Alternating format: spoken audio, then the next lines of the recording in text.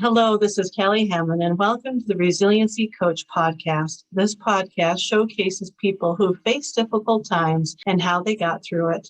These experiences are real and sometimes raw. The people who share their stories are here to tell you you're not alone in your struggle. They share the tools and resources they use in healing. If you're looking for solutions for getting through tough times, contact us at www.resiliency.coach. Today, I'm interviewing my friend, April Betti.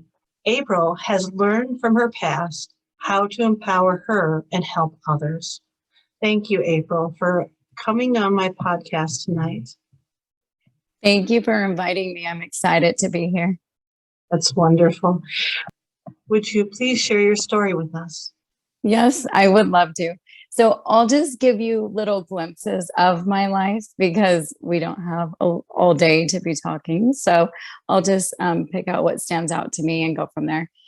So I was a teen mom, or I am a teen mom, not once, but twice. I have 4 children. I had 2 before I was married and 2 after I was married. And when I had my second child, my first child passed away. When I had my daughter, my son passed away, and it was a real huge tragedy. And from that experience, I had a choice. I could live on my faith and know it was just his time to pass away, or I could be really bitter. Not to say I didn't get better before I got better, because trust and believe I did. However, I just decided in that moment I was going to that's like a big seed of faith, I think, was planted in me. And I just was on my path of life. And so all my children have the same father. And in that marriage, it was an abusive marriage. And I stayed there by choice. However, I did leave that marriage.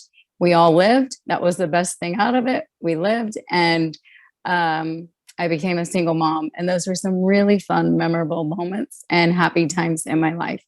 And so the story goes on from there, but I'm just going to go ahead and cut into with grief and loss, because from all of that, things happen. Like I say did because I don't feel like I live in it anymore. However, they said I had major depression, and it got so dark and ugly, and I couldn't get off the couch.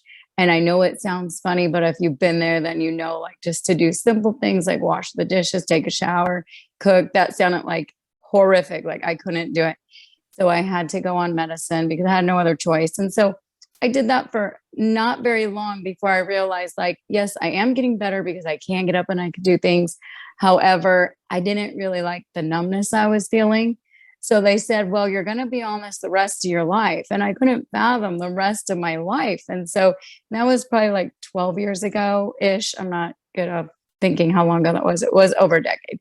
And one day I was like, well, I believe he said, unless you feel it coming on, you could start taking it. And so when he said that, I was like, that gives me hope. I think I could stop. So not knowing that you have withdrawals from stopping this medication, because I was on 2, I stopped taking it because I was like, well, I'm done with this. So I had all these withdrawals and I lived, and it was awful, but I had to do something. So I would wake up every morning and I would run, and trust and believe, then I hated running. I would cry and run. I would go from my bed to my running clothes laid out to music out the door. If anything was like, if I didn't lay out my clothes, that could just be a failure because it's going to like trip me up and I won't get out the door. So I would always plan it out. And then I would come home and I would cram my blender with greens and fruit, and I would blend it. And I used to hate those, and I would just plug my nose and drink it. But little by little, I was getting better. So I never took medication again. And I live a really, really mostly joyful life. However, because of that experience, I started to do a lot more. I've always been like service oriented because the religion I was brought up in was service oriented. I just took it to more levels. So I started going to Haiti, and I've actually been there like 30 times. And I started my own nonprofit called Hands Healing Hearts. And we've done so much stuff in that community. And it's just like my friend and I started a home for restivics, which is like children's slavery that they have over there. And they're also like they're homeless, their parents are dead, different situations.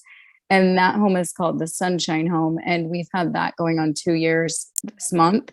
And so it's just expanded and it's grown. And I feel like a lot of that has stemmed from my deep, like really deep, dark moments in life, because when I would reflect on helping other people, all of a sudden I felt better. And so the days when I wasn't feeling good, like I know what I need to do to get myself out of it. And if I'm just like looking in the mirror and I'm like finding everything wrong with me, then that's a sign I need to go and look outward, not in, I need to go out and do something for someone else. And so I also recently started this year, well, I think it was the end of last year, a grief and loss support group, because I've had lots of people in my life who have passed away. And I remember wanting like what I would want. I try to do like what I'm trying to say is like if I'm going to a group, what kind of group would I want to go to? What would it look like? And so I just created it. I just create things as I go. A lot of times it's not that I'm an expert on anything, because I didn't know how to start a nonprofit. I literally just like would Google it. And I started that about 6 years ago, going on 7. I just Google every step and then I did it. Or I would listen to other people who would empower me. It's just like I am self-taught, And so so with the grief and loss group, it's just expanded, and we have several different teachers, and it's like every Friday. And so much has come from and that's just like little pieces. So much has come from my darkest moments to like the brightest moments in my life. And so I hope that more people could lean deep into knowing how they could use their grief and loss, or whatever it is they're going through, into such great things. And there's so many tools and healing techniques and ways that we could help each other. And so that's kind of some of my story. Yeah. And also my son, his name is Anthony, the one that passed away, and he would be 30 this year. So it was 27 years ago. I've heard that a loss of a child there's no other loss similar to it. That it's a horrible grief that a parent has, because they're not prepared to go before their child, because it's not the natural line of process or what normally happens in life. And so it goes against what we believe should happen. And I heard, though, the things that helped you heal. So first of all, you were on medication that helped you, and you were seeing a doctor. Did you see a therapist with your doctor also, or just the doctor? It was actually, it was a psychologist that I saw. Okay. Yeah. And so the psychologist was counseling you as well as giving you the meds to be able to get through the depression. Is that correct? Mm-hmm. Got it. And then I heard, though, that you got off the meds by running and through nutrition. Is that correct? That's correct. In fact, I actually eat only plant-based, because if I don't, I just am not my best self. I'll be grouchy. Like if I put chemicals in my body and eat like bad stuff, I just can't function right. And so I really have to just eat a certain way, and it's so worth it, because otherwise I know where it'll end up. So there's 3 things I do every day. I break a sweat, I laugh, and I serve somebody else, do something of service for someone. That's awesome, though. Yeah. I love that formula that you use every day. Yeah. Listening to what your body needs also, because not everybody does that. And when you do, like you said, when you don't, you just don't feel like yourself. It just doesn't feel right. And it's important to listen to your body. You chose Haiti for your not-for-profit. Why Haiti in particular? Well, it's actually my nonprofit. We do stuff anywhere. It's not just Haiti. And I actually did not choose Haiti, but Haiti chose me. And it was just like one of those stories where somebody asked me if I knew an orphanage in Haiti because I've been to other countries and done stuff just because I would like, well, when my kids were teenagers, I felt they were a little too entitled. And so I took two of them and we just drove over the border to Mexico to an orphanage. And so they just asked for a friend, like, do you know an orphanage in Haiti? And I was like, no, I don't, but I was interested in their adventure. So I watched their adventure. And before they even came back, I had booked a ticket. And then I told a friend. And so four of us ended up going. And then I started with an orphanage over there, just helping them. And I didn't want to actually. And it's kind of a long story. So I didn't want to. It would have been easier because what I saw there, I did not have an answer for. I've been to many countries and I never seen the things I've seen in Haiti. It was like unbelievable, but the people are so genuinely kind and happy and nice. And they're the poorest people by far I've ever seen. And so it would have been easier to turn away and be like, and this is what I really actually wanted to do is be like, no, I'm not going back there. But my friend actually fell in love with a guy there and wanted to go back to marry him. And I was like, no, I cannot go back there. And she's like, I'm so disappointed in your behavior. I'm like, well, I'm sorry. But then, of course, I went back and then I started, doing stuff and then it just evolved from there. However, it was really painful because I didn't know how could I help? You know what I mean? I'm just one person. So my nonprofit is small and like, it's really just word of mouth. Like, do you want to sponsor a kid or do you want to help build a little house, which is more like something we keep our lawnmower in America. You know what I mean? It's like just they don't have running water, they don't have toilets, it's just so different. And so yeah, it would have been easier if I would have turned my head, but it would have been the wrong thing to do. So I'm glad I chose the right thing, even though it has been a lot of work. So It sounds like a labor of love. it is definitely because it's all volunteer. So it's definitely a labor of love. Wow. And you said that you created this group, this grief and loss group, because you were thinking, what kind of group would I like? The characteristics of the group. So what is your group like? What's it based on? Okay. So that's a good question because the way that I envisioned it was I would love to see more grief and loss groups just pop up all over. And so actually my friend Lucia, she's like, this I feel is like her baby, the one that I just like started and she's come alongside. And I feel like it's kind of like her baby because she does so good with it. I'll teach, like we just have different teachers, like I said.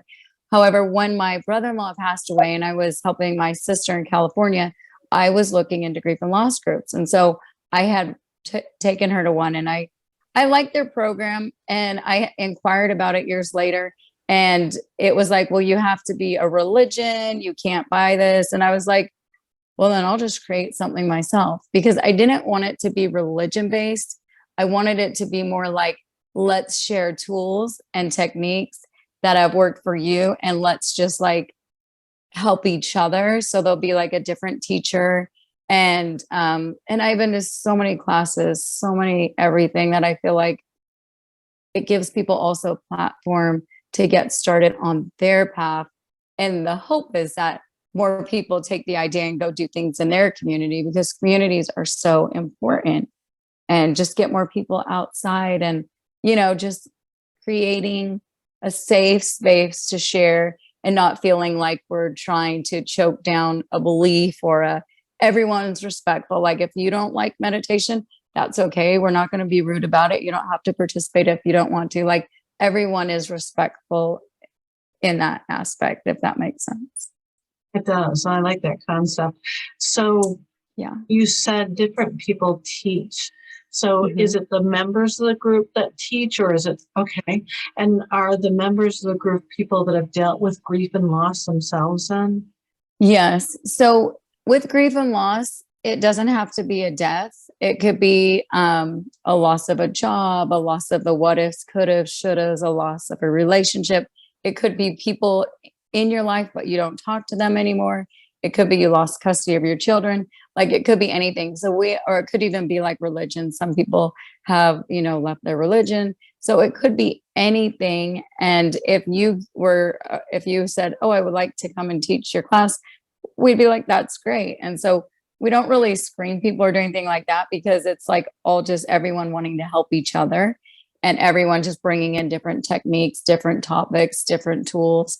And I found that in most all the classes and groups and things that I've been to, everything sort of intertwines and comes back to, we got some inner work to do, or, there's all, like, I feel there's so many similarities, right? Like at the end of the day. And so, yeah. And I love I love creating. And so I used to be a little bit afraid of that. And in fact, like the first time I ever really spoke in front of people, I would say it was an F minus. Like, I don't think you could hear me. I was shaky crying. And now I'm like, okay, fine. Let's just talk. Like, what do you like? It's so, if you think you can't do something and you're really not good at it, if you keep going with it, you might actually be really good at it or be able to do it. So it's great to see people's growth. And like the girl so my friend Lucia, who just started coming to the group, then she started really liking it. And then she started like doing it more and taking over a lot of it. It's amazing to see the cute growth I've seen in her. You just see people like, it's like a sunflower. They just blossom open, and, you give someone a little platform, and it's just great to sit back and see it keeps going to the point where it's like, if I were to like slip away, not to say I am, it's like 30 minutes from me, that one, I could easily be in another state creating one with someone else, and I wouldn't worry about that one. So it's just like, it's really fun, actually. Sounds like it's something where people meet face to face. Is that correct? Correct. And we have a Facebook page as well. When you said community is important, why is community so important? Well, because I believe that it's so easy just to come home and just like shut your door and you don't see anyone. And that's how a lot of neighborhoods are. And when you travel to other countries, like in Europe, they have like little, I forget what they call them, but they're like little meeting areas, like within, like just in other countries, it's so different than in America. Not to say that there aren't states that do have more community. I feel like you have to put more effort into it because we have so many everything at the tip of our fingers, where in other countries, they don't have all that stuff. And so they actually like to talk face to face. And it's not like everyone's in front of their phone when they're together. Like, I'm not sitting next to you and we're texting instead of talking. We're actually talking, Yeah, Community is huge. It sounds like there's a lot that went into your healing, as well as you're helping others heal also with the community that you created. That sounds like it's nurturing, and it's also for educating purposes to help people. If somebody's gone through this type of grief and lost themselves and they were sitting right next to you, what piece of advice would you give them? That's a good question. I would give them three words? Yeah, I would give them 3 words. Keep on going, or keep moving forward. It's when we get stagnant and stuck that we could spiral down so quick. And so it's important to have plans. Like I used to have on note cards, like over a decade ago, plan A, plan B, plan C. And it may just be like, I have to turn on a song to get myself out of bed. Or, I mean, I halfway joke, like I know 1,000 ways to get myself out of bed. It's ridiculous. I know, right? And I would just be like, eat a piece of dark chocolate, get a massage. Like there's so many ways. Like, oh, by the way, I do love massage for therapy. It's helped me a lot. And it's all the inner work. Like I've had to do so much inner work there. It's unavoidable not to sit in those ugly, yucky, messy feelings. If you want to progress and get to the other side of things, you have to go through all that yuck. And that's why community and groups are so important, because it's like I said, it's unavoidable. You have to do it. Music can move us. Like there's so many little tips and tricks that we could do that could get us moving forward. So keep moving forward. And I know it's hard to reach out. So just find what is in your area that you could possibly go to. So here's a question for you. What Okay. made you continually move? Now, so then it would be my children. My children definitely keep me moving. Now, 100%, it is my grandchildren. I have 8 grandchildren, and they light up my world. I love them, and I want. Oh, it choked me up, so it's good. I really want them to know me and remember me as the things I'm trying to do in my actions. I don't want it just to be like my words. I really want to align myself to the person that I want to be or am. And so I'm very motivated by my 8 grandchildren. That's beautiful. To Yes. know your why and to know Yeah. your purpose, to have something that is meaningful to you, that is that hope to keep on moving forward. But I love the concept of not giving up and finding that why and just keep on moving, even if it's a slow pace. Absolutely. Is there any other piece of advice that you'd give somebody? Yes, definitely. I remember like over the years with my kids too, I would create groups like a teen service group. Like I'd always be trying to like get more people involved in things. And I remember in the beginning, like if, I had this thought like, oh, this is going to be a good thing. And I would move it forward. And then sometimes I would notice I was like really excited when a lot of people showed up. And then I was a little bit like, oh, I wish more people came. And so let go of the expectations if you do create your own group, because the first grief and loss group I did, I got there early and I told myself, I said, if nobody shows up, I am still doing this. I am going to do the whole thing if nobody comes. And people came, and it just has grown and grown and grown. And so we don't know what it's going to look like. We just got to keep taking the next step. And if it scares you and it's bigger than you, that's even better. So just be confident and just do it. Like people are waiting for you. And this is what I say. The world does not need more April Bettys. The world needs you. They need you. So just be you. And, I just love when people are just their authentic self, like not pretending to be anybody but themselves. When you let go of your ego and you just drop down into your heart space and you just speak from there, it's where it's at. You just got to let go of what's in your head, just go to your heart and then create and be. And actually, when I was all the times I've been to Haiti, I would take programs that I created, like how to heal the holes in your heart. And I would just hear this like voice and I would just like create it, whatever came in, I would do. And I would take it over there. And so many people are thirsty for it there. And so I loved it because over there I'd be like famous, where here people are like, I don't even, they don't even care. So it was so frustrating. And now I'm like, I am pouring more into where I'm at right now because this is where I am right now.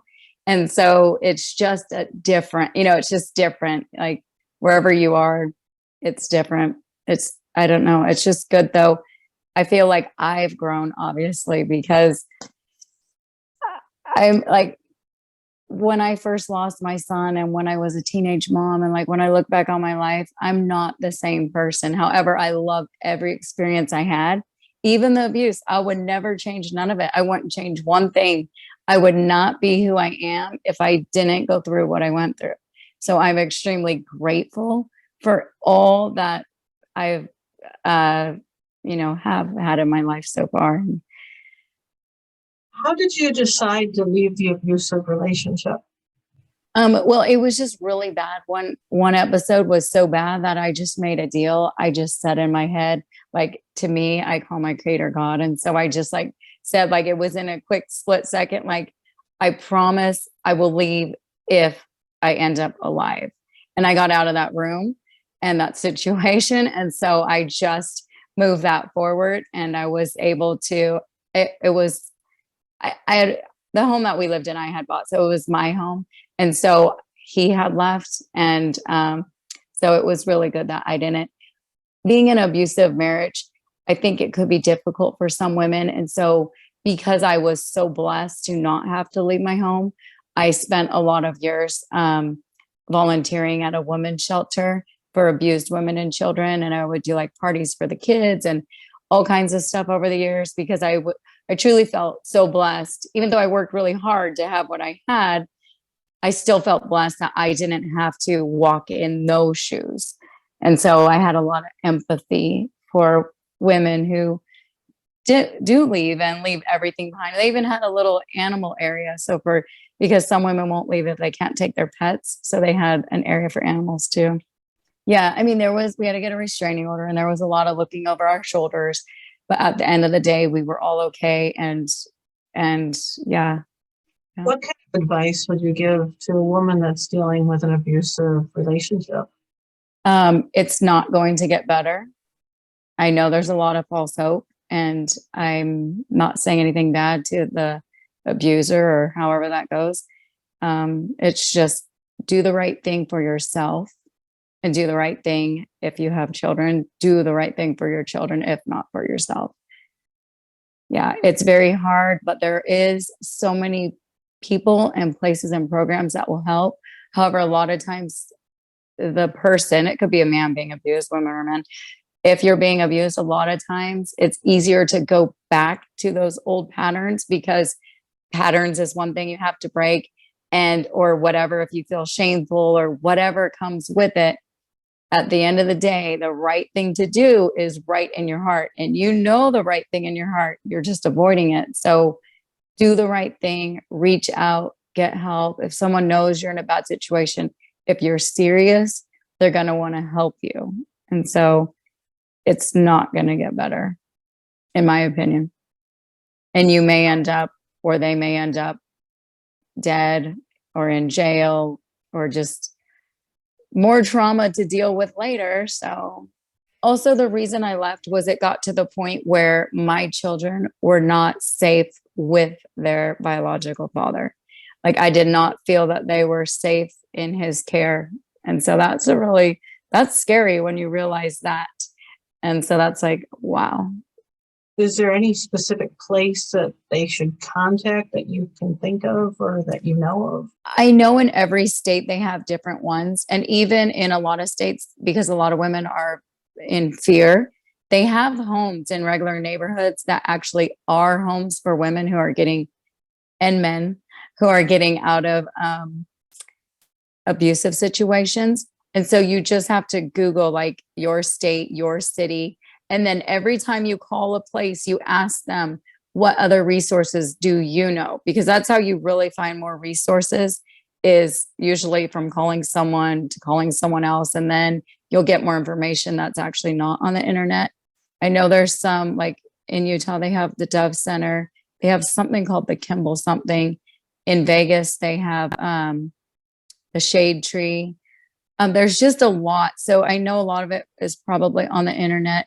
Or if you feel safe with a friend or someone you know, ask them to help you, because you might be in such a situation that you can't even think straight. And that's understandable. So reach out to someone who you trust and be like, this is my situation. I need to leave. You could even call your police station and say, this is my situation. I need a 3-day or temporary restraining order. Like, get yourself out of there. There is resources. So don't stay there thinking you're going to be homeless with your children. There is help out there. Yes, excellent. Yes, I was doing some volunteer work for an agency like that too. And yes, there are resources out there, and people are willing and wanting to help is excellent. And thank you so much for doing that, going and helping people, because you understood the pain. You understood, you had the empathy towards those other people. So thank you for sharing that. So thank you for your advice and the resources and tools. And how can somebody reach you if they'd like to contact you? I actually had one more thing, if I could share. Oh, please. Yes. Okay. So years ago, well, my first husband was an addict. And so I used to think like, there's no hope. Like, I can't see hope. And I took like psychology classes, and I'd be like, if I can't see hope in someone, I could never help them.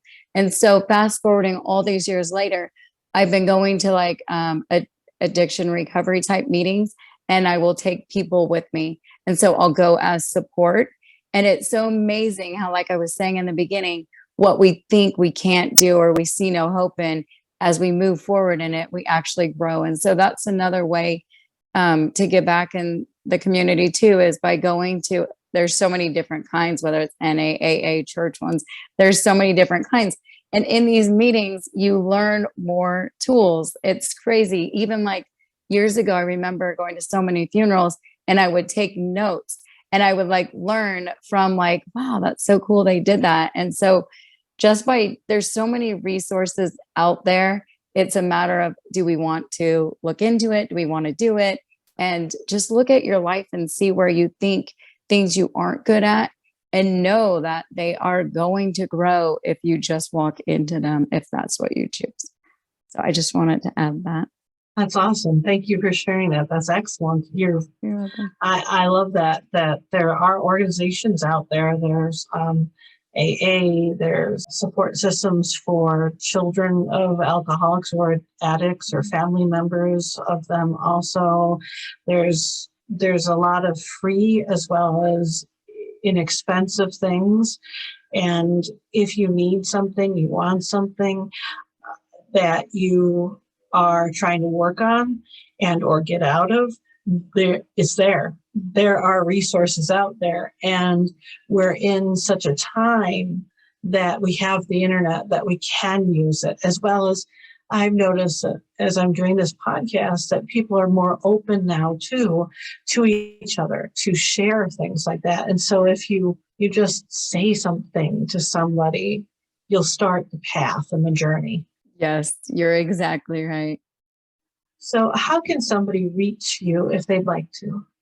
My nonprofit website is handshealinghearts.com. And my healing website is empoweredbymygrief.com. Hands Healing Hearts is HANDSHELINGHEARTS.com. And Empowered by My Grief is EMPOWEREDBYMYGRIEF.com. Thank you again, April, for sharing your story with us today.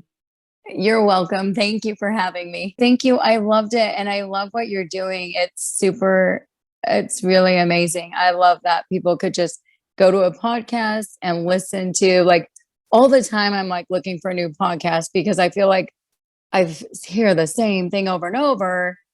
I just love new content. So like having people like you doing these, all different people and their techniques, and then I could learn from you and take it over here, and they could, we just keep helping, and I love it. Thank you, audience, for listening to April. And remember, there is a way through your difficulty. Please seek out resources and people who can and will help you. Now, if you're looking for alternative tools for handling difficult times or moving ahead in life, contact us at www.resiliency.coach. Hope you all have a blessed day and a wonderful life. Goodbye.